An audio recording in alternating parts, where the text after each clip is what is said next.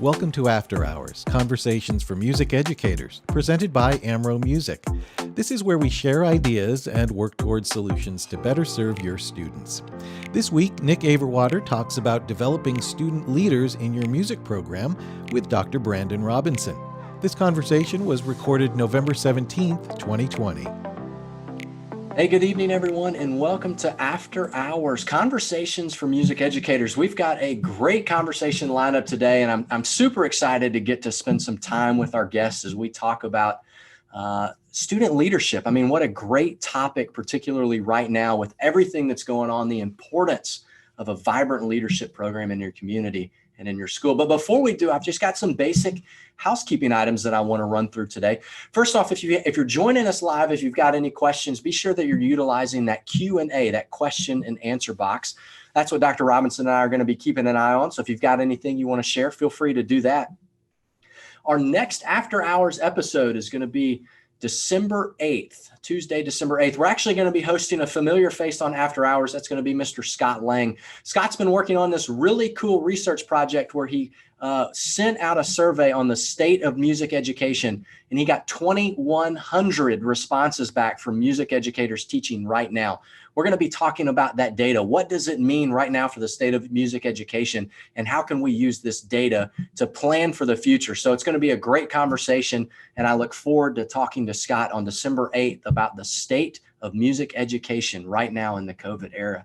Now, as a quick reminder, if you have if you're looking for any of the resources from our previous conversations, you can find them at amromusic.com/afterhours or wherever you get your podcast. And then lastly, Amro Music, the company I work for, has graciously agreed to continue supporting After Hours into the foreseeable future by supporting our Zoom webinar membership and the production expenses associated with the podcast. So if you're enjoying these conversations, if you're enjoying the podcast, it would be a tremendous help and you want to support After Hours, you can do so by purchasing your classroom supplies, books, and accessories from Alan and Seth at our Amro Music Director Services team. And you can get a hold of those guys at Amro or at Alan at Amro Music or Seth at amromusic.com. So that's enough for me. Dr. Robinson, Brandon, good to see you. How are you tonight, man?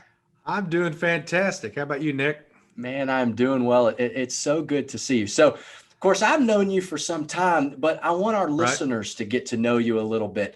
You're really passionate about student leadership, and you've got kind of a background and a history in that. Tell me a little bit about this topic in your life. Sure. So I grew up in Blytheville, Arkansas, and was lucky enough to have some great music educators there.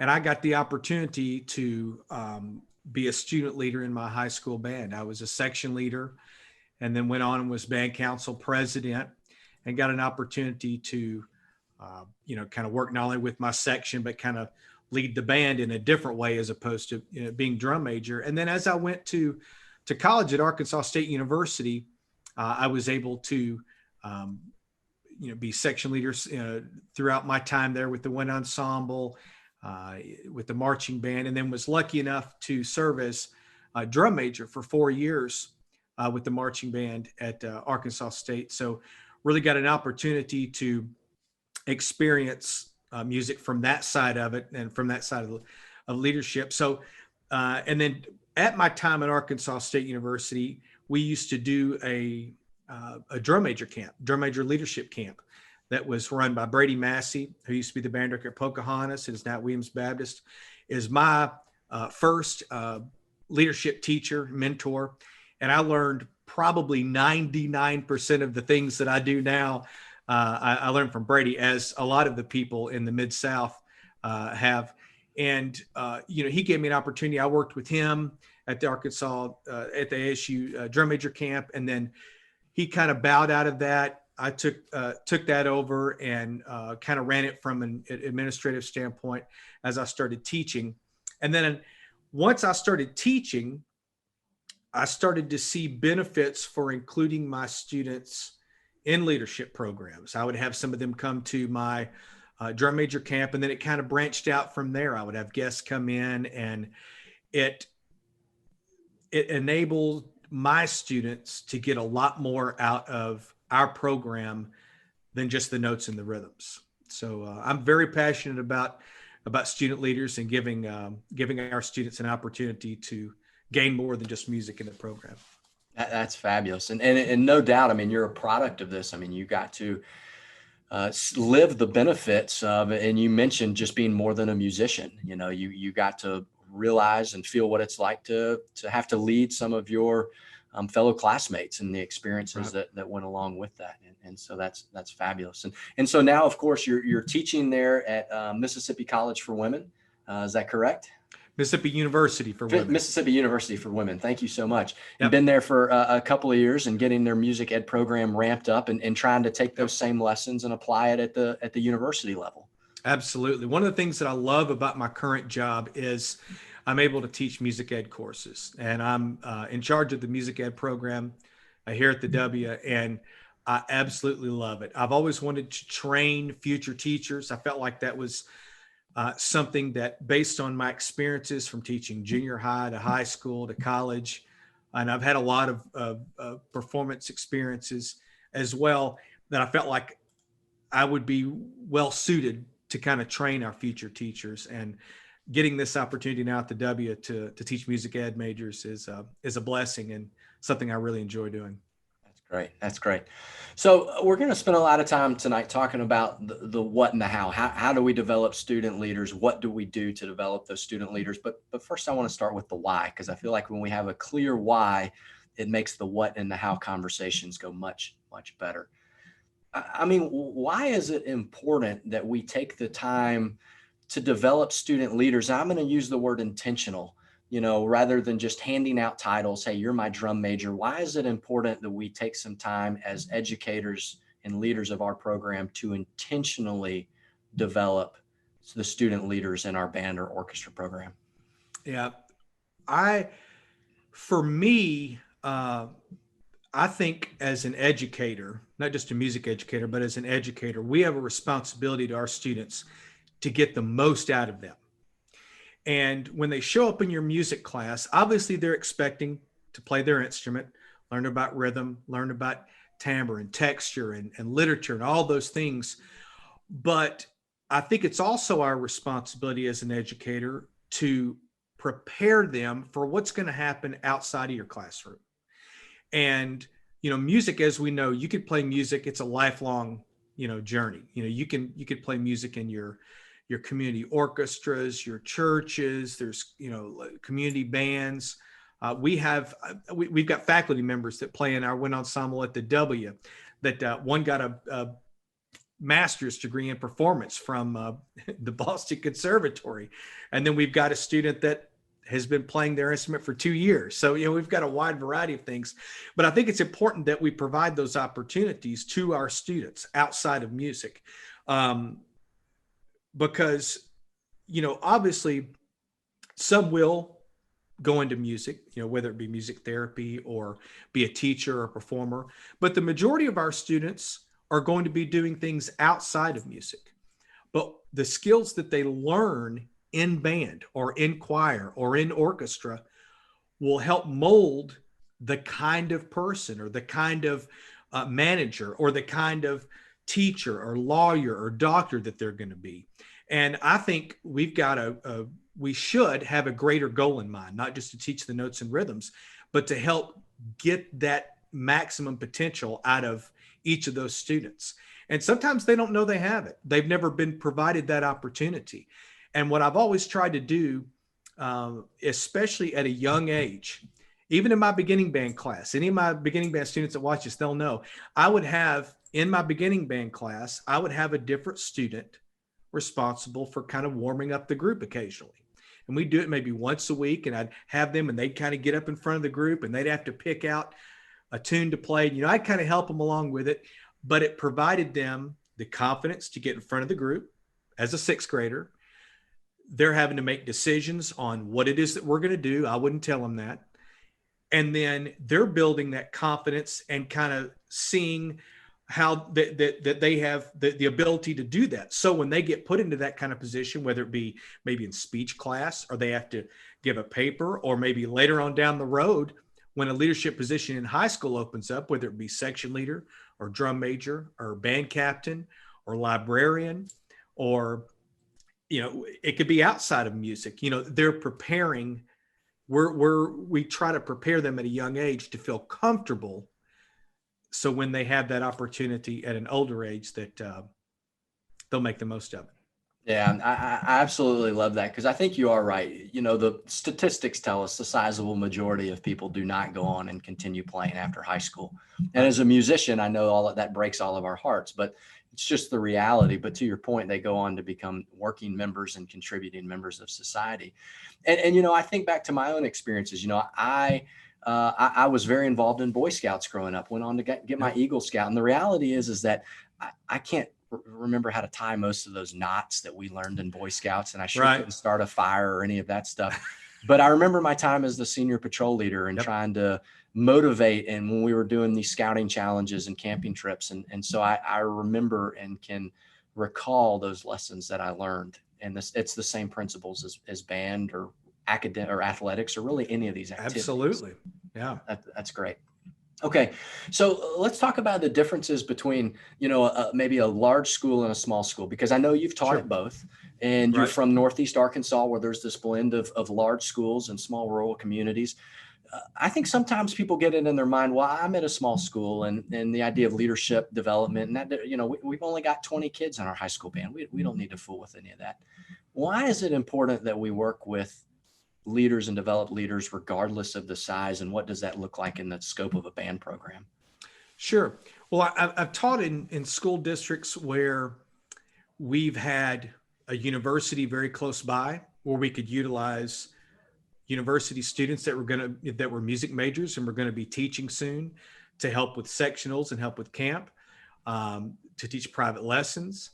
I've also taught in school districts where we were not close to a McDonald's, a Wendy's. It's like I barely had cable. So, developing those student leaders. And for example, at a smaller school, you're probably the only director. And you may be the only director. You may be doing some elementary music.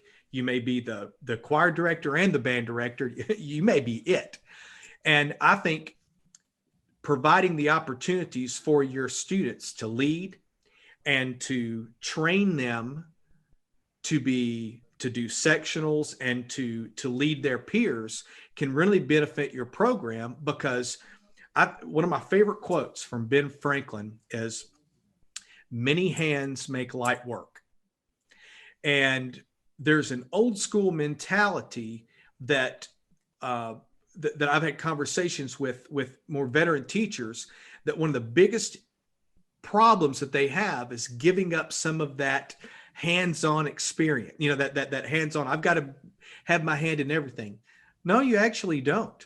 One of the things that I learned from Scott Lang talked to my band on two separate occasions. I had him in, and he's fantastic. And we'll talk a little bit about bringing in guests and things like that. But one of the things that stuck with me that Scott said, and I've used it a lot since then, is if it doesn't require a master's degree in music, then I don't do it. And that really made me think, what does that mean? Well, straightening up the band room, getting the chairs and stands organized, cleaning up, picking up trash, organizing the library, handling supplies, helping with the schedule, helping pass out food on game days, helping organize the uniform closet. There are so many aspects of a band program that you can get band parents and student leaders to help with, where you can be more of a facilitator as opposed to you having to do everything yourself. And especially in a small band program, you may be the only one, and you really need that help. Now, go to the opposite side. I've been in a band program where I was responsible for 500 students.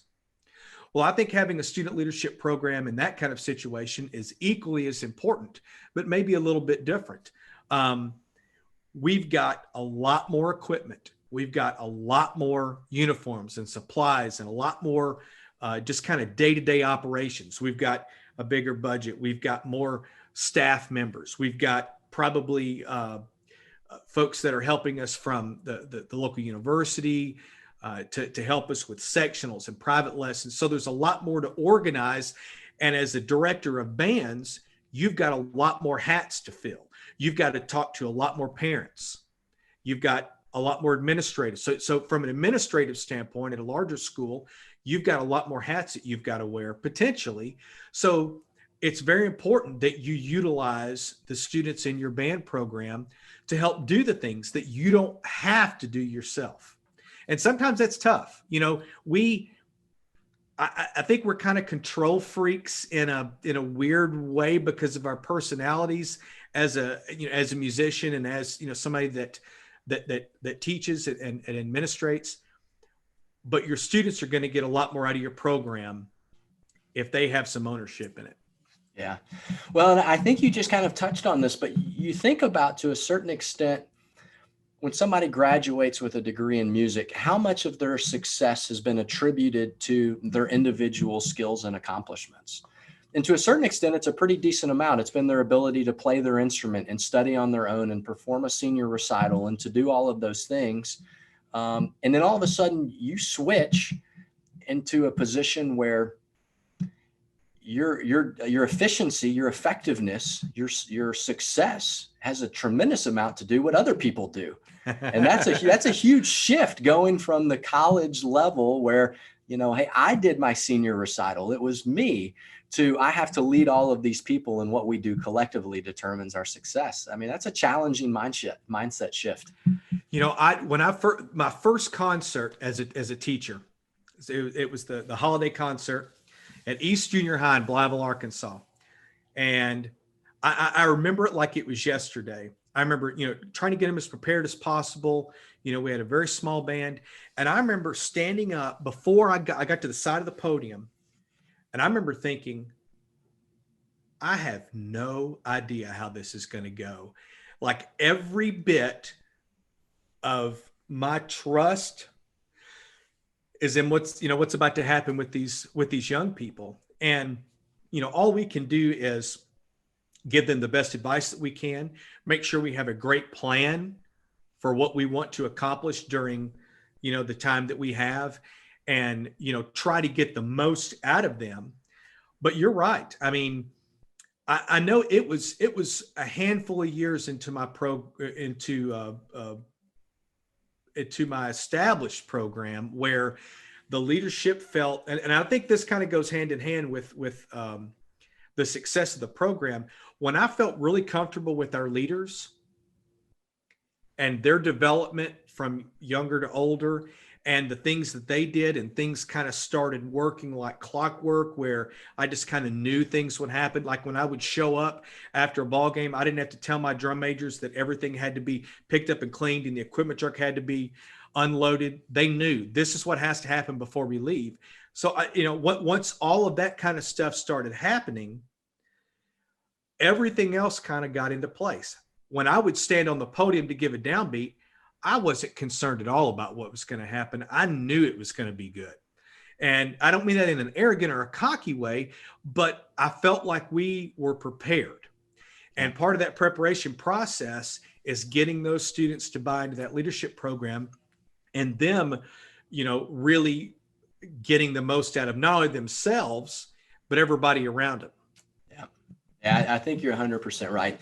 And what we're talking about is not music educator specific. It's real world specific. But I think you're right. As leaders, we have to do the things that only we can do. And so if there's opportunities for us to remove some of that responsibility, to bring in help, other people whose strengths better align with the responsibilities, then that frees us up to do the things that only we can do. In the case of an educator, it's teaching music. So what are some of those other responsibilities that others can help us out with? So let's talk about some of the signs, the positives and the negatives. What are some signs, if you walk into a program, that you can pick up on and say, okay, we either have a vibrant leadership culture in this program? What are some of the signs that we see? And on the reverse side of that coin, what are some of the signs that, we have an unhealthy leadership culture, or maybe an underestablished or undermotivated leadership culture in this program? What are some of the things that you as an experienced band director pick up on? Sure. I would say some positive things would be an organized and clean band room.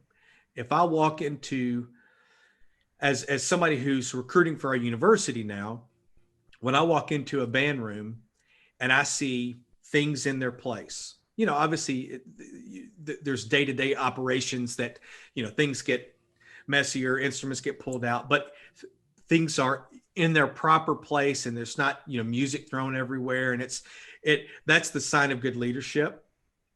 I have always believed that when a student walks into the room, it needs to be organized and they need to feel like they can sit down and go.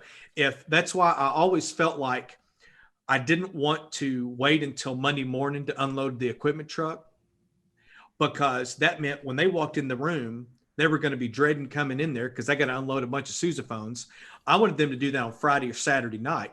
So when they walked in the band room Monday morning at 8:00, we're hitting the ground running and we're working on music. So I think an organized workspace is maybe one of the first things that I would notice. Well, I'm going to debate you. Let me ask you a question real quick, Brandon. Sure. Isn't an organized workspace just a reflection of an organized director? I mean, isn't that if I'm an organized director, isn't it easy for me to have an organized workspace? Is it easy? I would say no. Is it something that you probably do? As somebody, and in your position is, I would say very similar to like a director of bands. You've got a lot of people that are underneath you, right? You've got a lot of people that you are responsible for, a lot of different directions. Same thing with the director of bands. They have a lot of students, a lot of hats that they wear. And I know that once we established kind of the way things needed to be run with the program, the students understood that it needed to be an organized workspace. Now, I will say this: in my professional life, I have one of the most organized places you could find. In my personal life, sometimes my apartment does not look like that. And it's like I just kind of let my proverbial hair down and let things go.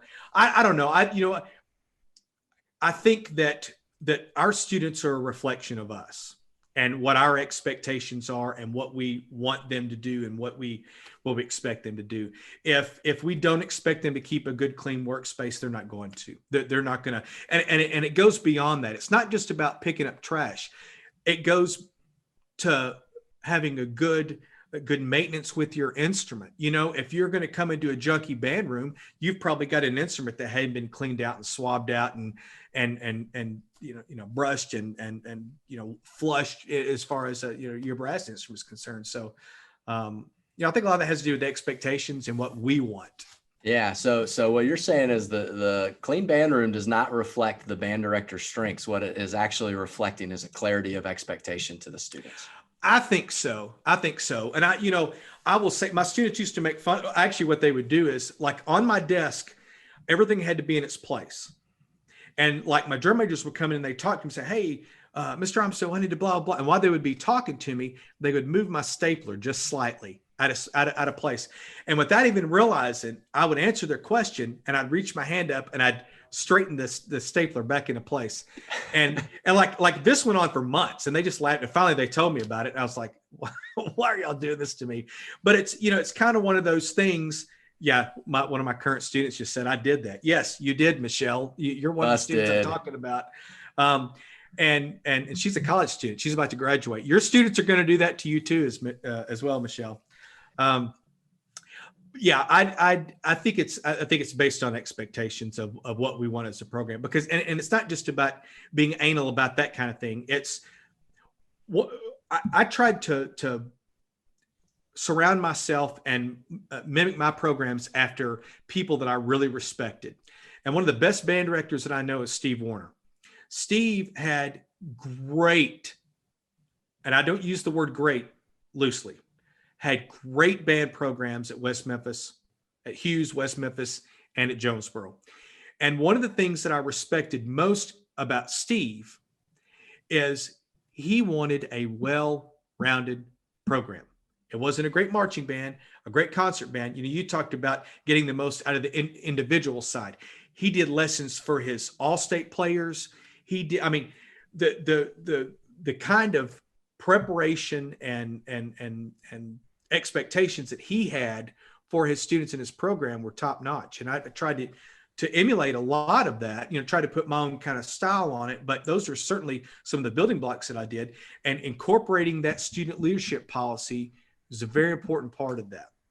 Yeah, that's great. Yeah, and Steve's a wonderful guy. Yes, even to the point where my high school students, I would have them mentor my junior high students. That's great. Have them sign up for private lessons and work with them on things. I'd have my high school, we would do a beginning band blast day where before they got their instruments, say we get a bunch of instruments from you guys from Amro, and I keep them in the band room until the Saturday after we do the rental meeting.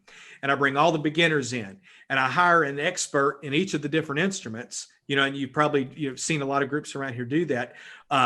And I would have my high school students, I'd pair them up with one of the teaching experts to kind of help with that process. And that's, excuse me, that's helping obviously benefit the program, but it's building their leadership skills too. That's great. That's great. Okay, so I kind of derailed the conversation when I asked you about what the signs were. So we talked about a clean room being a reflection of clear expectations. Yep. What are some of the other signs and the things that you can see, both positive and negative, reflecting on the effectiveness of their leadership development? Strengths I see in programs is, one, they do have leadership positions. Okay. So it's not just a drum major. Yes, that is an important leadership position within your marching band, but you don't do marching band in February or March. It's, we have year-round programs, and there's a lot more to a leadership program than having a student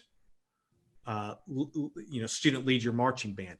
So whether it be, and I've called it different things depending on what my program needed. I tried to customize it to what our needs were. Usually it was a librarian, a uniform captain. It was section leaders or group leaders, where each section had someone that was responsible for them on a smaller group basis. And that wasn't just marching band. That's all year round. So groups that do have those positions, I think, are the ones that do succeed, beyond just having the drum major. But I will encourage you to make sure you go a step further and make sure you have an expectation sheet for each of the responsibilities that the students are going to have. In our student leadership handbook, we would have the position, and then we would have, these are the things that we want you to take care of. If this is what you feel would be in your wheelhouse, or you would get, you would benefit the band most out of, and we could get the most out of you, this would be a great position for you. And then on top of that, so you got to let them know what you want them to do. You have to allow them to do it. And by just saying, this is a leadership position, you can't step back over them and then do their job. You have to let them do their thing, and they're going to make mistakes. They're not going to be perfect, just as we as directors aren't going to be perfect. But it's our job to help mentor them and give them those experiences to get better and learn and build. So I think having those set positions with expectations and let them hone their skills, give them that opportunity. Sometimes I think an unorganized band room obviously go the opposite of things. If my drum majors knew when rehearsal started at 8:00, the whistle blew at 8:00, and we started our warm up. If you weren't ready to go when the whistle blew, you're late. And then whatever consequence we had, that's what happened. You have to be consistent. If you start at 8:06-ish, we'll get out there and we'll mosey out and we'll whatever. Well, then you're setting yourself up for failure. And I think that's a sign of not only a lack of maybe preparation or expectations from the director's standpoint, but you also aren't really relying and putting things on your students. I would go as far as this. If a student in my program was late, not only did I punish that student, but I punished that student leader. because it was the student leader's responsibility to get their group in their section where they needed to be. And if it was a ride, then that section there needed to make sure they were doing what they needed to do to get that person there or communicate with them. And so I made the section leader responsible as well. And that way they knew if they were going to be punished, well, they're going to, they're going to have a little bit more, little more invested encouragement to get everybody on the same page. Yeah, I think I remember in college, I was a campus tour guide, and one of the days of training, I was late. It was one of the few times in college I tried to be punctual, and this particular time I was late, and our team got docked points, and I was horrified. The social pressure, the fact that I caused my team, I worked my can off the rest of that week to make up those points that I lost, and then some. Man, I did not like that one bit. When I was in basic training, we had done like our 2 millionth push-up, and I was up there and I couldn't move my arms anymore. So I took my dog tags and I'm laying on the ground and I'm going click, click, just hitting it off the ground with making the sound as if I was still doing the push-ups because I couldn't move. And I look up and the drill sergeant caught me. So he made me stand up and call the push-ups out to everybody else. So I wasn't doing them, but everybody else had to do more. And you can imagine that that self-motivation definitely worked in that case. So I didn't do that again. Well, and we've worked with some directors. I love the creating a robust leadership program in terms of the responsibilities and the titles, because I think there's a couple of great opportunities. Number one is you can put leaders in roles where you're particularly weak. And so if classroom organization is not one of your strengths, find some student leaders who that is a strength, and you can bring them in and you can incorporate that, whether it's your section leaders. Number two is we've seen some programs do some really creative things with their titles. You mentioned a mentorship program. We've seen people that being a mentor to the younger band students or the younger orchestra students is a really big deal. And it's very competitive and very challenging in their program to go on to become a mentor. And so I think that's a great way to do that. And I think you can do it with your parents too, incorporating the help of your parents. Hey, if you've got an accountant who happens to be a band parent, well, there's your booster treasurer right there. So you're aligning those strengths of the people that you have involved in your program to round out the strengths that you bring to the table through your positions and your responsibilities. So I got a question here from Ben Martin. He's somebody joining us, and it's a great question. Hey, sure. Ben, I'm glad you're joining us today. So some positions are probably more glamorous than other positions. Everybody wants to be the drum major and standing in front of the band and leading the parade. Some of the positions, like maybe uniform manager, uniform captain, those require a little bit more salesmanship on behalf of the director. How did you go about handling that to ensure that all of the positions were done and to make that position part of the leadership culture and part of the structure valued in your program? Yeah, I think it's a great question, Ben. Some of the things that I've done in the past is I've tried to customize the positions based on our needs. So when I was at one school, it may be a little bit different than at a different school and so on.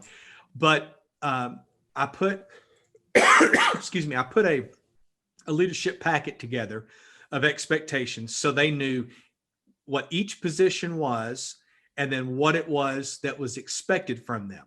So they knew exactly what was needed on the front end. Now, one of the best leaders I've ever had when I was at Marion was my percussion section leader, all-state percussionist, great kid, killer player, but he never talked, like ever. And he was one of the best leaders that I ever had as being the section leader for that group. And I remember when I approached him about it, he was like, I think somebody would be better because they're more vocal. And I said, I think you misunderstand the most important part of being a leader. And it's not the person that talks the loudest. It's the person that you will follow and gets the most out of you. So my definition of leadership is the ability and desire to get the most out of the people around you.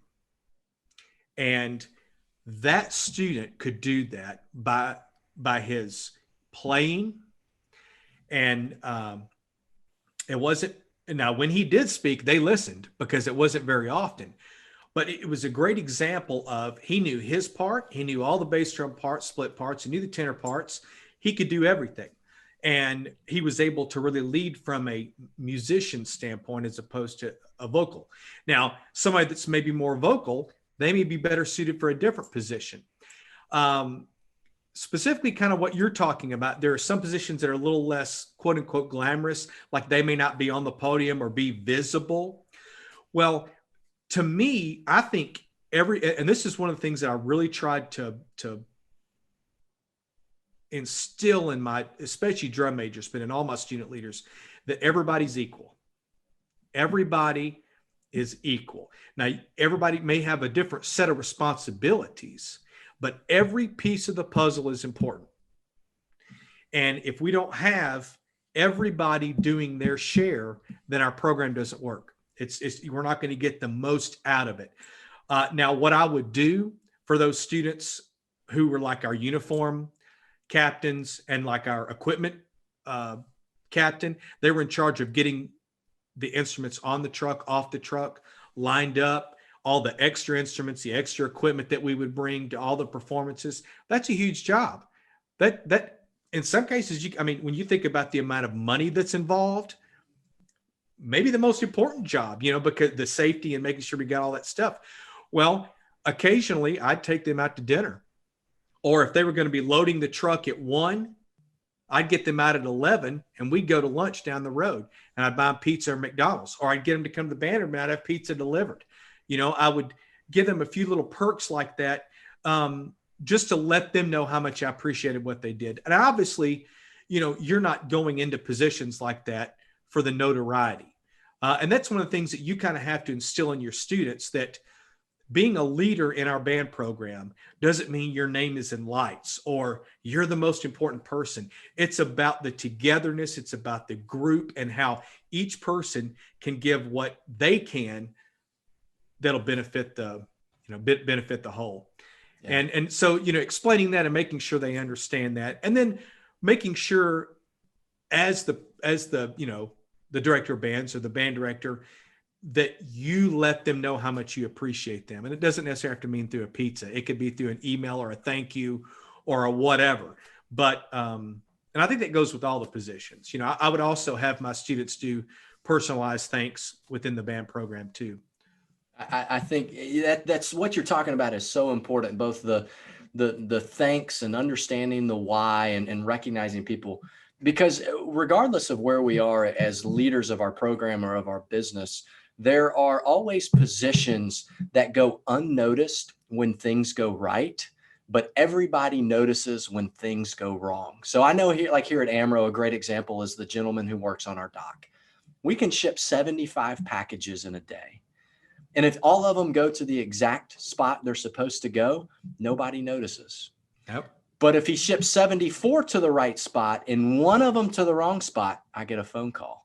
And so I think as leaders, we have to be very in tune to that, so we can go down and check in with those people and say, hey, look, you're in one of these positions where no news is good news, but I need you to know that your work is not unappreciated. And let me take you to lunch and let me say thank you for doing what you're doing.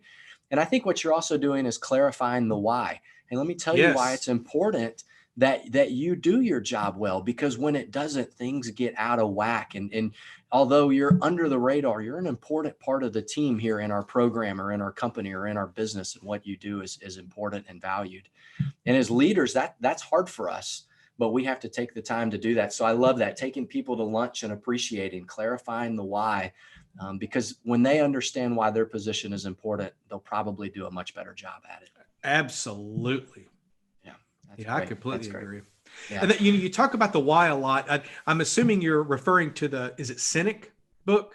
I have read Simon Sinek's book, Start With Why, and it happens to be one of my all-time favorites. So mine too. I did a keynote at a conference once, and I did the keynote kind of based around that, and I had somebody draw out a name, and I gave them my copy of the book.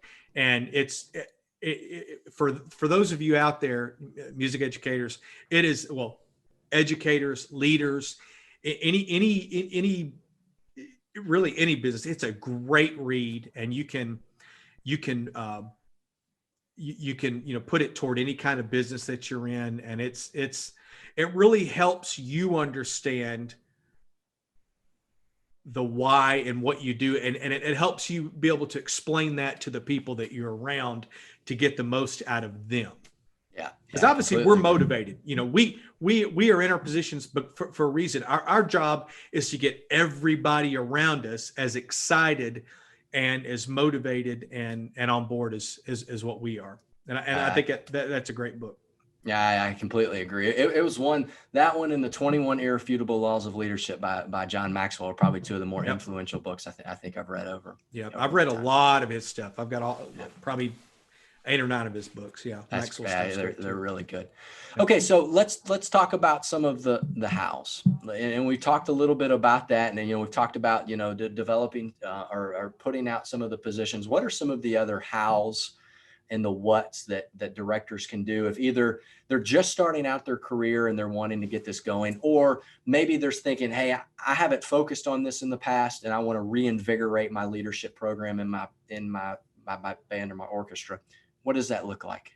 Sure. I do a number of leadership workshops, usually at the beginning, sometimes in May, but usually it's right before marching season starts. It's kind of when everybody's they bring in their leaders ahead of time. It's usually what I would do is I would do a leadership workshop with my students ahead of time. For my high school, well, really it's about the same with even when I was at Wake Forest, we would do a leadership retreat, and we would take our students to a cabin in the mountains where they had no outside distractions, and we could really focus on our band, our program, and set the goals and do the things that we need to get the most out of our semester or year.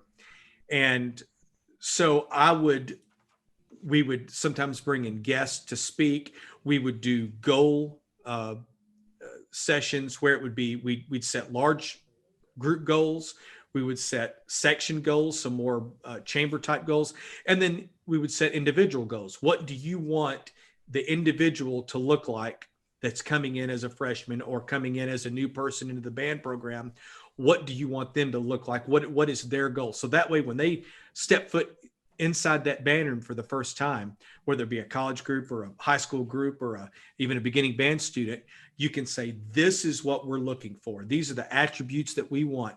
This is what's important to us. And it wasn't something that I said, do. It was something that as a leadership team, we came up with what was important to us. So, and from year to year, those things varied. One year we maybe were really strong in one aspect, and then the next year it may be completely different.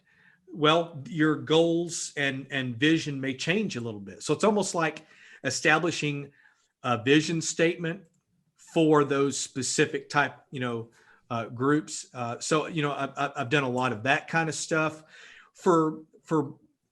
I've also done some things where I brought in a number of schools, like Patrick Matarazzo out of Lone Oak has me come in, and he brings in a handful of schools, especially schools that either have new directors or don't have a leadership program and that kind of thing. So we can really help jumpstart their ideas and give them some real specifics on how to, get started. I think inviting somebody in that has some experience, whether it be a veteran teacher or somebody like me or you or Scott or, somebody that is a professional in that area that can help kind of mold your team, I think is vital. And, we all, especially young teachers, have veteran teachers that have motivated us or have given us specific ideas. Well, pick up the phone, talk to them, call them, find out what you need to do to, I thought, Steve Warner, when he was at the top of his profession, it was our bands were competing against his. Do you think he wouldn't answer my phone call? No, he picked up the phone every time and told me the secret to everything. Now, unfortunately, we couldn't do it as good as what they were doing it, which is like maybe the key. But it was sharing that knowledge with there's plenty of people out there you can mentor. Brady Massey, like I said, was mine, and you guys, I'm sure, out there have a ton of people you could pick up the phone and call. But find people that have experienced band programs, that have good leadership teams, and get started. And I certainly would be more than willing to help facilitate an initial meeting, getting started with the leadership program. I did a bunch of those this past summer and continue to do a bunch every year. So That's great. Yeah, Well, don't be afraid to ask for help.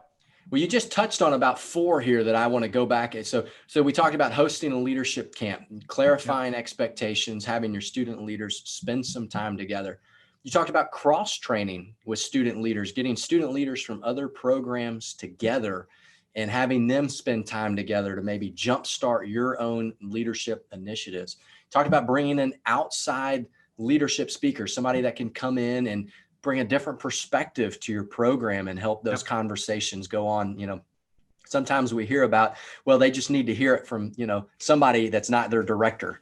Right. And so you could talk about doing a director exchange where, you come work my band, I'll go work your band, and we'll talk to each other's student leaders. And then you talked about you yourself as a director, finding a mentor, somebody that can help you in developing your student leaders. I mean, those are 4 key cornerstones right there, I think, for developing student leaders in your program and bringing it comes back to this word, some intentionality. We're being intentional about this component of our program. And so I think those are really great examples that you I want to mention one more thing. You talked about taking, combining leaders and giving ideas, things like that. I felt like my band at Marion needed to play more musically. I felt like technically we were pretty good, but I felt like there were some musical aspects that I was not able to get out of them. Well, another great band director in our area is Peggy Jeffries at Nettleton. Well, I said, all right, Peggy, instead of bringing you to come work my band, I'm putting every one of my kids on a bus. We're coming to your band room. They're going to all sit around your band. I want you to rehearse, and then I can rehearse your group. And then my band sat down and we did the same thing. So our students got a chance to hear firsthand what another group was doing and how the interaction, and that was a game changer for us. That was actually another game changer was when she came to work our band and the tornado sirens went off and we were stuck in the gym for an extra hour and a half. And we got Peggy for like 2.5 hours. That was awesome.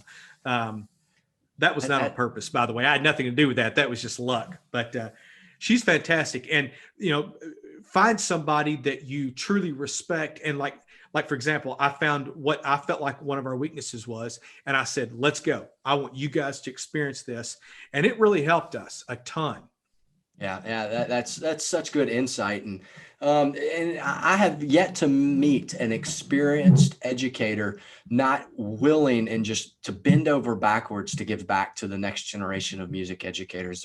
Every person I've met is so eager to do that. And I think that's so fabulous. So again, finding that counsel for you, it was Peggy and it was Steve, and it was just all of these wonderful people. But and if you're in our area, if you're in the Mid-South and you're a young director looking for that counsel, please contact one of us at Amro Music. Let our ed reps help you get in touch with all of the Steve Warners and the George Pekorskis of the world and the people who are just incredible mentors and they're interested in giving back. And of course, the college teachers, the Dr. Robinsons and the Dr. Labovitz and everybody in Northeast Arkansas. Of course, they're spread, Julie Hill at UT Martin and all of these people that Albert at U of M and David Wilson at Ole Miss and Elva Kay at Mississippi State, and just so many incredible people that want to keep seeing music education be vibrant in their schools. So another great resource is your college professor back where you were, where Absolutely. You taught. Yeah, that's great. Okay, so we've got just a few minutes. I want to transition. I want to spend a little bit of time. We're in the middle. I'm sure you've heard of it, this COVID thing. It's a little bit of a pandemic going on right now. And so that creates some challenges. It's hard for us to get a lot of people in a room. It's hard for us to invite the Peggy Jeffries of the world to come and work our band and to host elections. How can we still continue to intentionally develop leaders while facing the challenges that COVID is bringing our programs right now? I think that's a great question. And, we can't change our situation, but what we can do is make the most of it and make sure that we don't allow our situation to dictate to what's going to happen. Yes, I have not been able to be in person with my students this semester. I don't like it. They don't like it. I can't change that. But what I can do is try to give them the best possible experience that I can as a teacher. So what I've tried to do is use the fact that we're on Zoom every day to our advantage. It did give me the opportunity to bring in some guests that I probably wouldn't be able to bring in. I've had Tim Oliver at ASU talk to my conducting class. That was I felt like I was getting a master's in conducting all over again. That was a fantastic lecture. Ken Carroll did a great history of jazz lecture with my jazz band. For any of you out there that have jazz programs, you need to invite Ken in to talk to your students, high school students. What a great lecture that was. I've had Danny Mesa with my conducting class all semester long. Sergeant Mesa is taught at the Army School of Music, was in Hawaii, and now he's in El Paso. And he does these 1 minute conducting videos, which are great because our attention spans, well, I won't say my attention span is about a minute long. So it's like you take that little nugget of information and you can really focus in on it. We had, a ton of other guests come in, specialties in all the different areas that were able to share with my students that I probably would not have had that opportunity to do. As far as giving your students an opportunity, Zoom has a great feature with these breakout rooms and allowing, meeting as a group, maybe emailing out a lesson plan ahead of time and saying, okay, this is what we're going to do when we go to the breakout rooms. This person is in charge. Person is in charge. And like when I would break, even with my students at the W, when we would, with our ensembles, with our wind ensemble and our jazz ensemble, when we would break into breakout rooms, I would have a different person in charge each time to kind of focus on a very specific task. Because, they may not be, the master's degree level player that the chair of our math department who plays oboe in our ensemble is, but they're training to be a teacher. And I want to give them that experience. So when they get out, they're going to feel more, hopefully excited and maybe less nervous.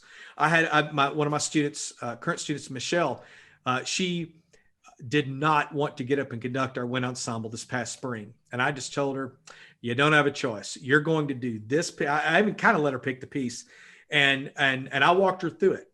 And sorry, Michelle. And you could kind of see every rehearsal, she would get better and better and her confidence grew. And, I've gotten some great feedback from her with student teaching and she feels much better prepared. And I think giving her that opportunity helped. And I think giving our students an opportunity through the Zoom, doing projects on a cappella or putting I had for our final project in our methods class, I had 2 of our students put a project together, had them get together. They had to completely write it up, video it, and do everything. So that forced them outside of our class time. They had to use their leadership skills and each bring some of that stuff together. So I think we just try to continue to provide our students opportunities to lead and excel and get the most out of their experiences and not use anything as an excuse. Yeah. It's not great, but we need to we can find the positive in everything.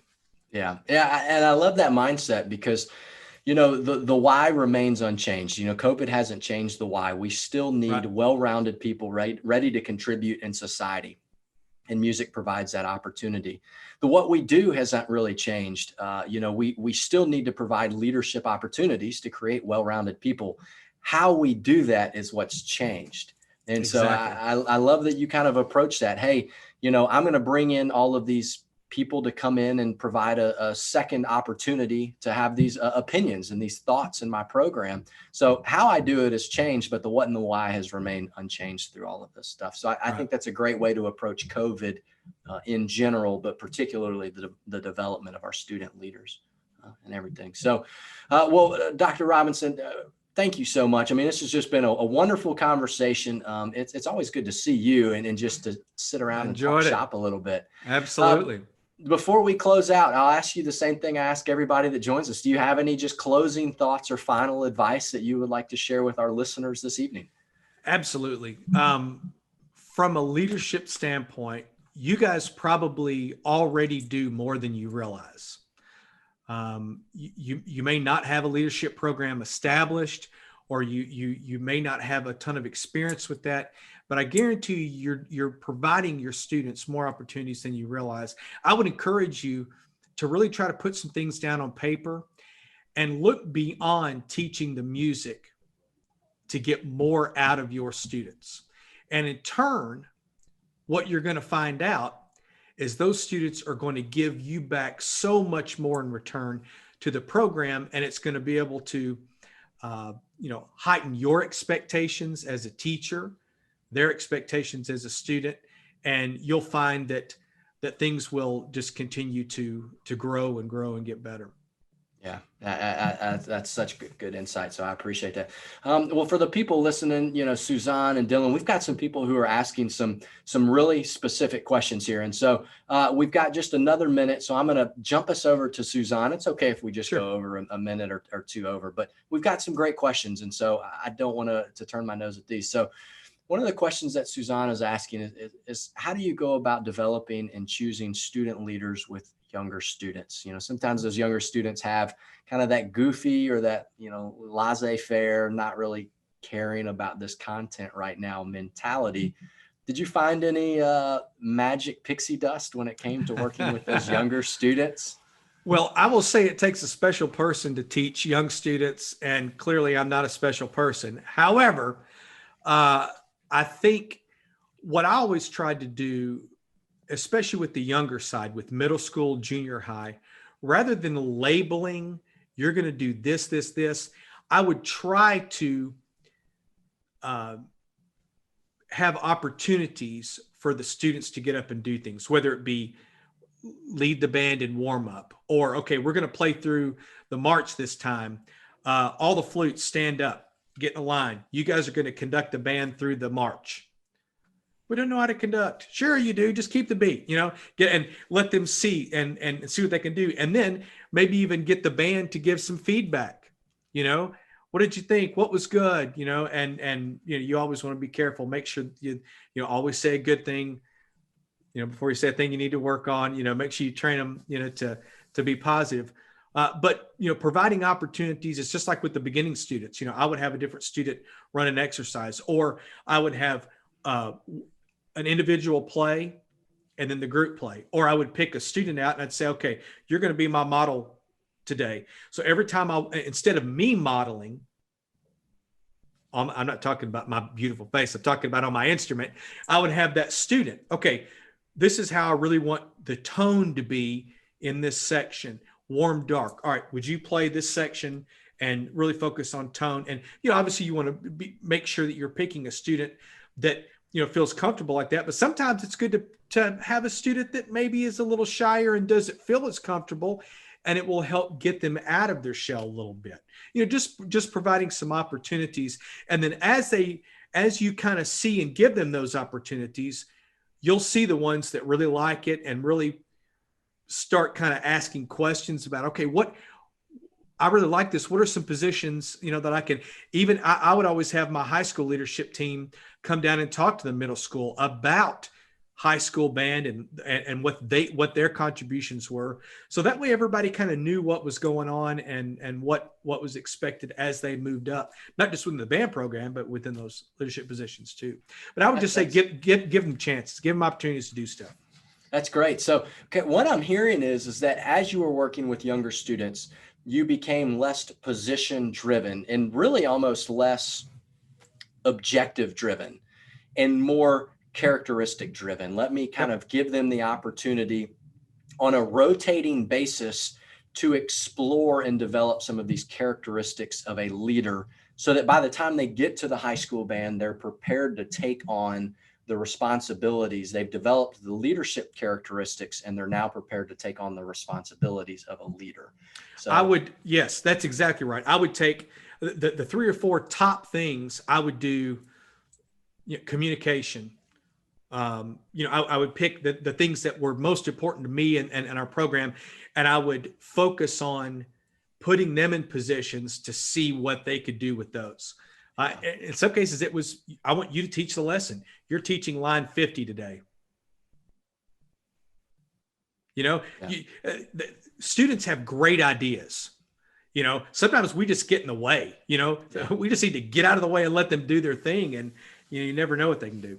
That's right. You might find yourself thinking, why didn't I teach it like that? Why didn't I teach it like that? So, that's happened to me more than once. Yeah. Well, we're approaching the 60-minute mark. We've got a great question here from Dylan. He's asking about leading cultural change. And I think we could come back and do an entire podcast on leading change and changing the culture of an organization. So Dylan, I'm going to refer you to one of my favorite resources. There's a great podcast out there by a gentleman by the name of Andy Stanley. He's a preacher at one of the mega churches, but he does incredible podcasts on leadership.